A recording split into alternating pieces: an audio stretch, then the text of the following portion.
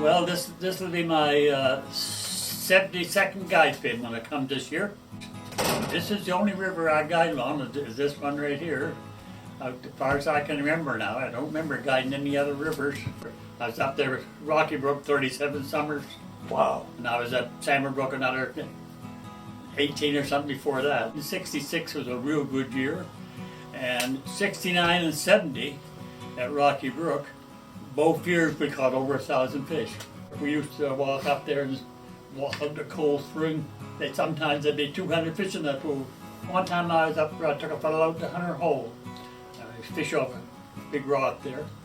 And we caught two fish, was 24 inches and a half long. One weighed 7 pounds, one weighed 7 pounds, 4 ounces. Guy was telling about getting a 35-pound salmon. He said, I find that awful hard to believe. Well, anyway, I never caught a 35 pound. But that I do mine one time though. That he went out with a lantern and upset the boat, went ashore, and the lantern was still lit. And the other guy said, I found that hard to believe. And I said, well, you knock 10 pounds off that salmon, I'll blow a lantern out.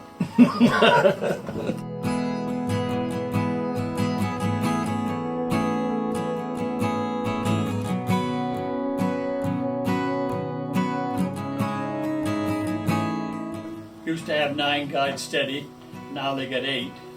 Wow. And they used to have a cook and cookie and 3 drivers that went to the airport. And the drivers don't go no more now, the guides go and fill in. And when I made a lot of trips to the airport. I made over 600 and going back forth to the airport. And I used to get a half a day off and a half a day's pay. And one day Rex, the camp manager, who was one of the nicest guys I've ever seen, he said, that don't sound like much pay, but next fall I might be a little better hearted. So he called me in the last day of fishing season, dialed the book, and he said, 23 trips to the airport this year. 23 days left to work here. You can go home tonight. I have guided 4 different chairmen's international paper, and head of the Times newspapers and head of the Toronto Sun used to come there, and the Vice President of the United States, what's his name? Dick Cheney. He used to come.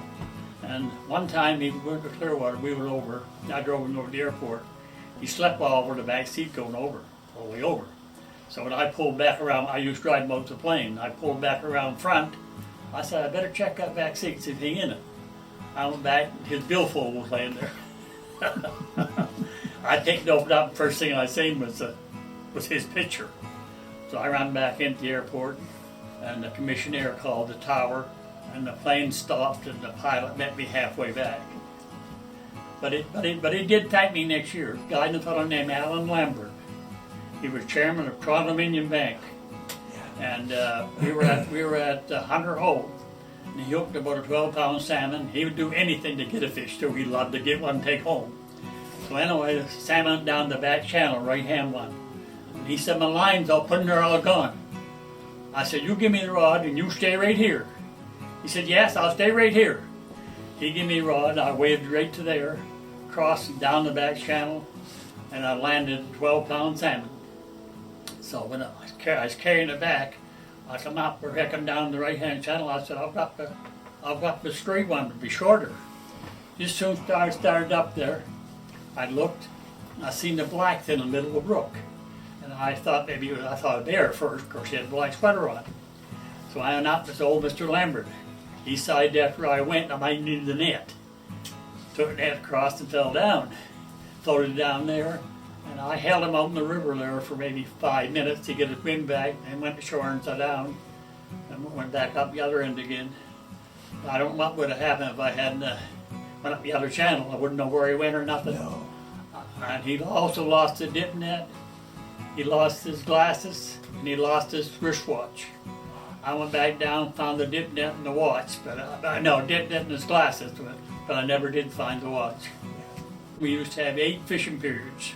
And each time you could catch 2. So I had one lady that caught 16. I had John Dillon caught 15 out of 16, 2 or 3 times. But this one lady, she caught this full 16. Did she? And they thought I was fishing for her, and I never made a cast. I was guiding the guy over there he was the head of Pfizer. I only guided him one day, and his name was Ed Pratt. And he said, make a few casts. And I threw across, I seen the salmon take it. I give it a snap like that. Just set the hook. Drop the tip down and bail about 10 feet of line off the reel, past the back rod. He wound up and that salmon jumped, he could holler, and I got one. Now, every one of them talked a lot about Miramichi and how much they like to come back. And one time I was at the airport and the snowbirds landed there.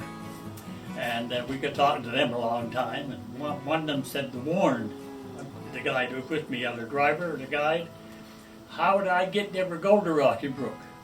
Warren told him he'd have to buy so many tons of paper out.